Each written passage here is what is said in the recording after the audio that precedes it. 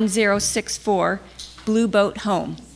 And this is your opportunity to come into this place.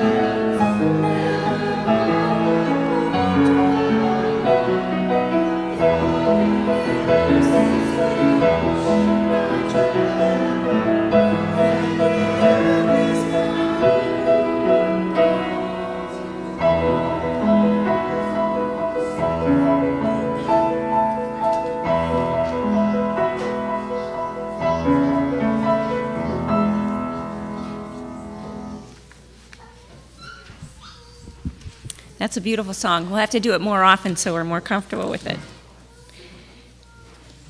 So I'm lighting the chalice this morning to the words in your hymnal 429, which you can follow along with or not. I'll turn it on first.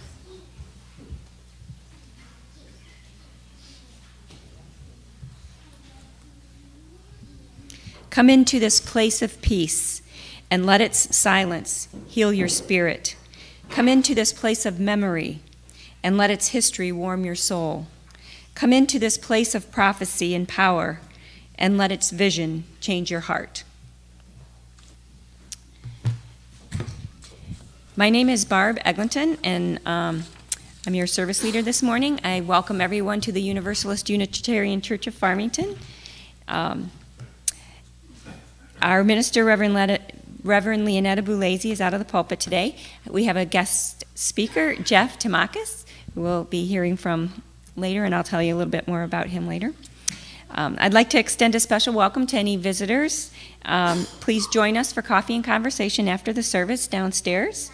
And if there's anyone visiting us for the first time and you're brave enough to stand up and tell us who you are and how you found out about us, we'd love to meet you. Anyone? No one? Okay. During this service, we do have supervised nursery and childcare for babies and toddlers and religious education for youth. And our religious coordinator, Natalie Case, can tell you more about that if you seek her out. And if you need to leave the service, we are broadcasting in a couple other areas, and the ushers can show you where those are. And there are a few announcements. The first one is going to be from Tom Adis.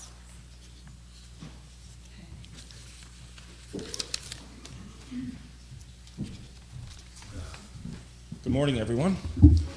I'm Tom Adis, representative of the fundraising committee, here to tell you about what's happening on November 10th, our annual service auction. Once again, it's November 10th. It starts at 5:30. Not only do you get to bid on a lot of great items, but we also have a fantastic meal from Linda Brown, which will be served.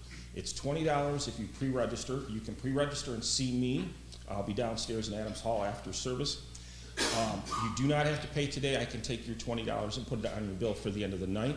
We also need donations, so if you have parties or you have a special talent that you'd like to offer, please see me and I can get you registered for donating those items as well.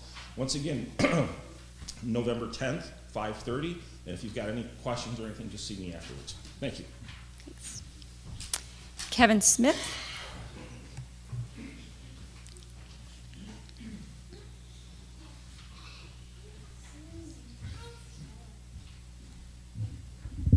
Okay, good morning. I'm Kevin Smith. I'm a member of the executive board right now. And on behalf of the board, I have some recognition I'd like to hand out. Actually I have two, both to Dave Petzel. So Dave, come on up, please. First of all, I want everyone to know today is Dave's birthday. At least I've been told that. So happy birthday, Dave. Congratulations on making it this far. You don't have to tell us how far. 73. Oh. Wow. And the other one, I have actually have two cards for you. The other one is, I'm gonna get the date right. October 2nd is actual custodian recognition day. And if you don't know it, Dave is in charge of our facility and does so much here to keep this place looking and working properly. So just a little chance to say thanks from all of us, not just the board, for all the dedication, all the hard work you do, Dave. So thank you.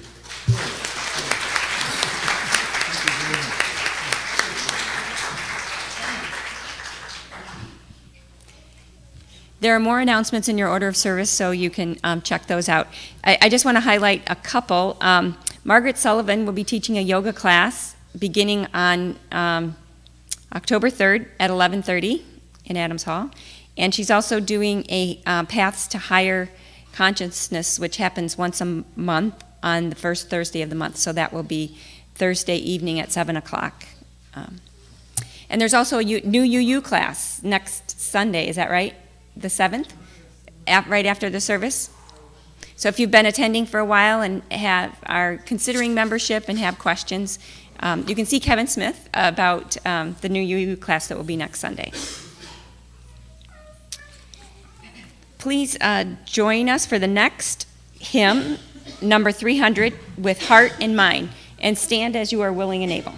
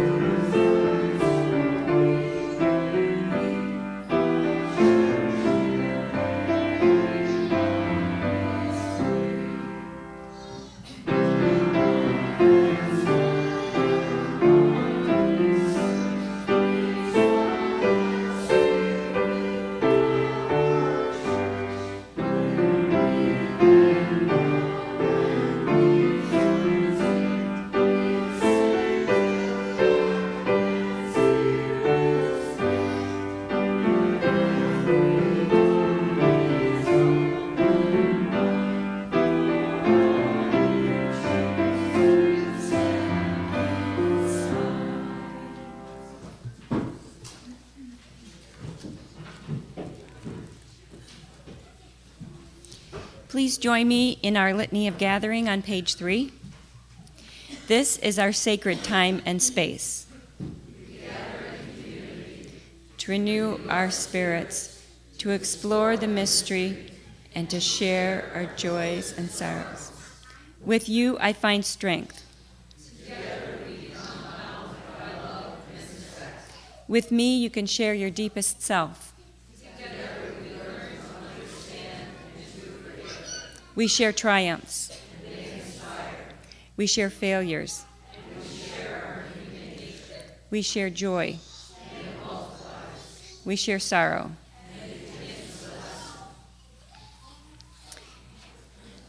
I'll invite Natalie Case to come up for the story for all ages now.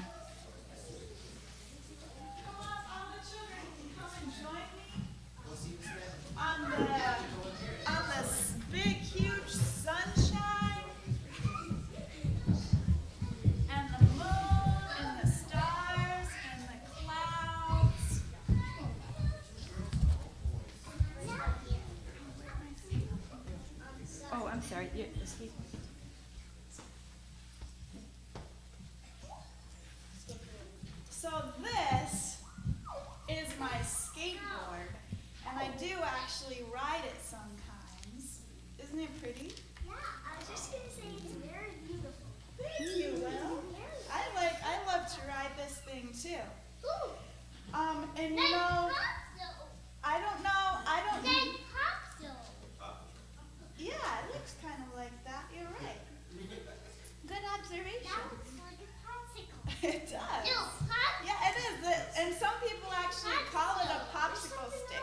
But they put it down and then they get on top of it and they ride on it and they do tricks like they'll jump up into the air on it, actually, and they'll ride it on top of a wall and then ride it back down. People do all sorts of tricks on it just with their feet. They'll take it and they'll flip it in a way so that it goes like this, and then they'll land back on top of it and slam back down onto the ground. So there's some skateboarders that can do. Can you tell me after?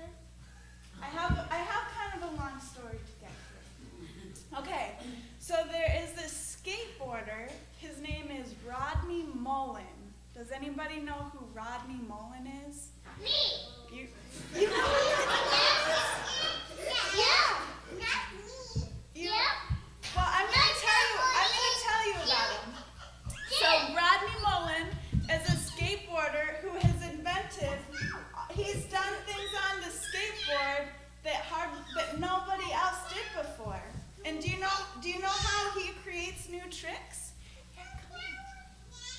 Do you know how he says he creates tricks? So what he does is he looks at the skateboard, and sometimes he'll go out late at night and he'll stay out all night long, and he'll think of a trick in his head. He'll think of something he can do with the skateboard, and then he tries. He works really hard. Sometimes it takes him all night before he can actually do what he was thinking in his imagination with his feet and with the skateboard. And that's how he created one of the skateboard tricks that everybody uses now today, which is where you take it like this, you put your back foot here, you slam it down on the ground, your front foot slides up, and the skateboard actually lifts off of the ground like this, and then it goes back down like that. That's how people jump on top of ledges and rails. That's how they jump on top of things. And it's all because one day, Rodney Mullen saw in his imagination that maybe, just maybe, if you did it just right, you could get the skateboard up off the ground. So that's how we do it here as Unitarian Universalists too, right? We use our imaginations to dream about a better world, to dream about a world where maybe everybody has a safe place to sleep at night. Or maybe there's candy everywhere and you just lick and then you find out that you just licked some candy. That would be an amazing world, right? So that's... You eat for food, you can drink it and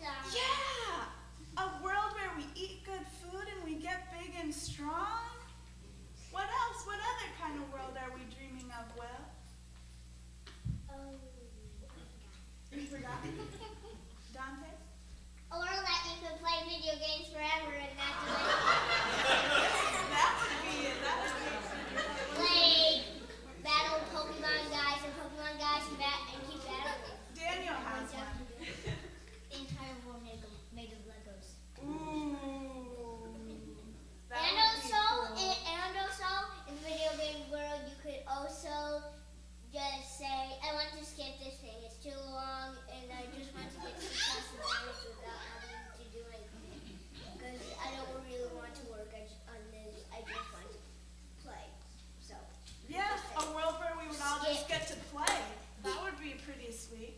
So we, as the RE, are going to continue to use our imaginations, thinking about what kind of world we might want to live in, and you are welcome to join us.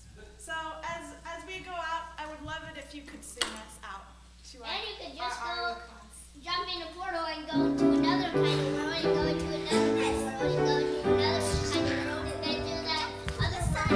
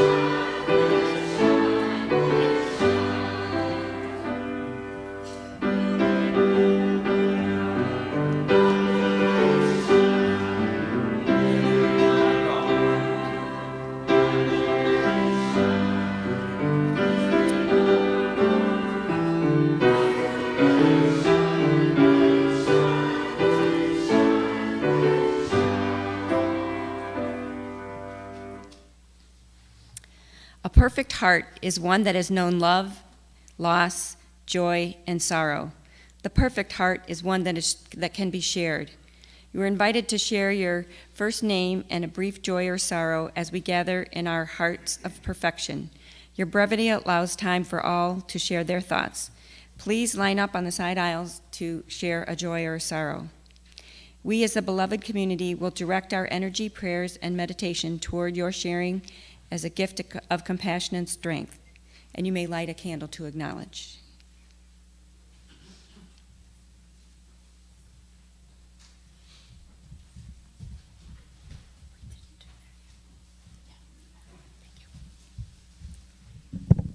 Good morning, everyone. I'm Joan Daly. As many of you know, I'm at Boston Commons now, and we took the bus out to Kensington on Friday. And it was just beautiful out there, the nature with very few people. And we took the boat ride around Kent Lake, and they were hoping for us to see the bald eagle, which they have spotted. But we didn't see it, but we did see the nest. But you think of Kensington kind of at summertime with this bathing and everything, and it's just beautiful. There wasn't hardly any color yet, but I can imagine it in the, as fall goes on. It's a beautiful place.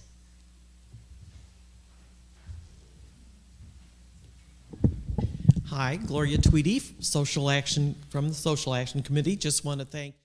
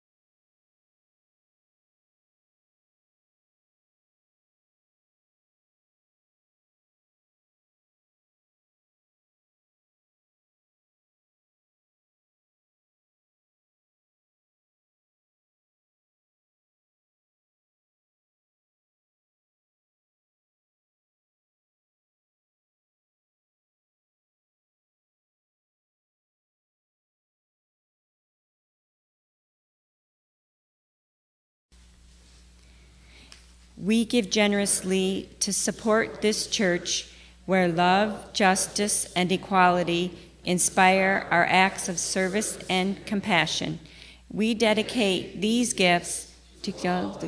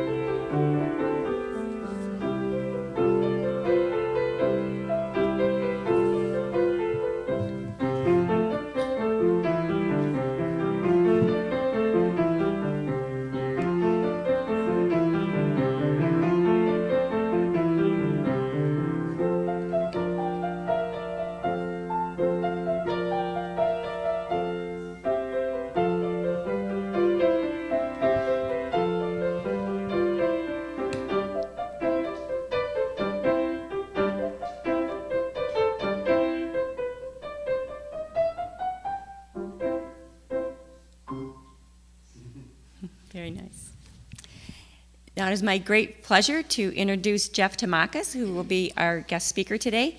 Jeff's a professional actor, director, and teacher in Michigan. He's one of the most credentialed teachers of the Michael Chekhov technique in the U.S. with certifications or pending certifications from the National Michael Chekhov Association, the Great Lakes Michael Chekhov Consortium, and MICHA, the International Michael Chekhov Association.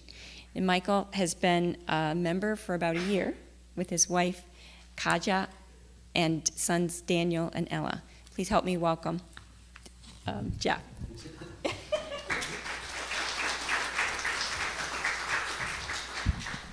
I'm tall.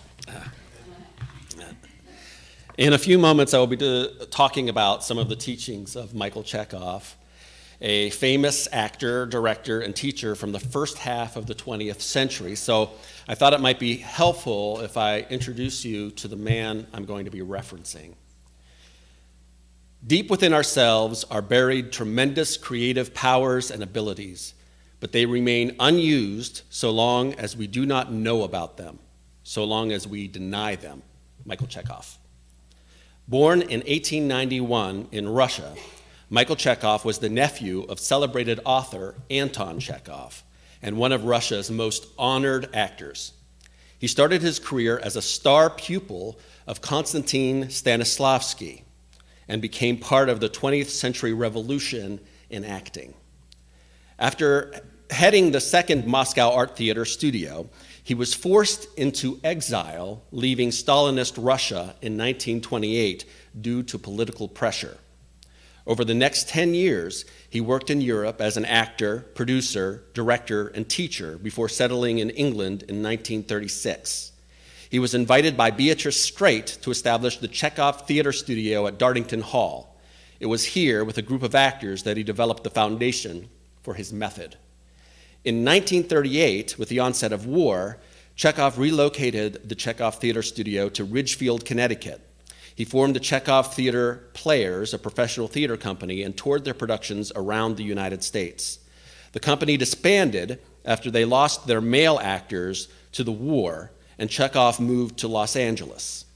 Chekhov received an Oscar nomination for Hitchcock's Spellbound and spent his last 13 years teaching and coaching actors such as Gary Cooper, Gregory Peck, Marilyn Monroe, Anthony Quinn, Clint Eastwood, Yul Brynner, Lloyd Bridges, Jack Palance, and Beatrice Straight. Chekhov died in 1955 before his work became widely known.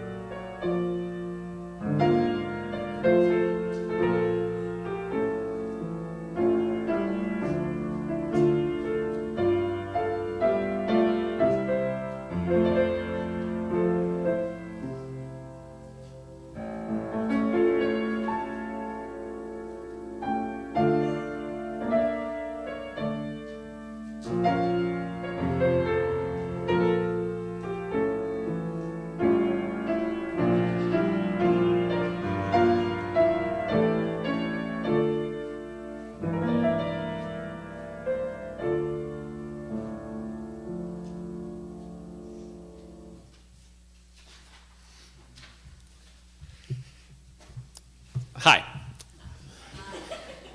My name is Jeff Thomakos, and as Barb mentioned earlier, I am a professional actor, director, and teacher. My first lead in a play was in the 6th grade, and I never really stopped. So my involvement in theater spans 35 years of my life. I hold an MFA in acting from Wayne State University's Hillbury program. I am the former artistic director of Waterworks Theater in Royal Oak, and currently I run an acting studio, Michigan Michael Chekhov classes out of Troy. My family and I have been attending this church since February of this year, and I was deeply honored that I was asked to give the sermon for you today. To be honest, I've never pictured myself giving a sermon in a church, like ever.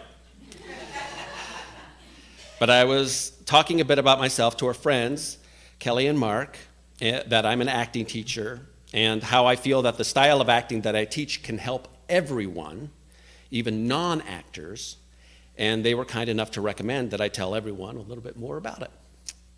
So first of all, I believe everyone in their heart is an artist.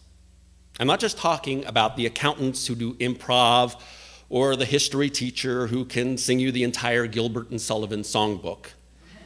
I'm not just talking about the incredibly talented painters, sculptors, and writers whose co-workers know nothing of the secret artist sitting in the cubicle beside them.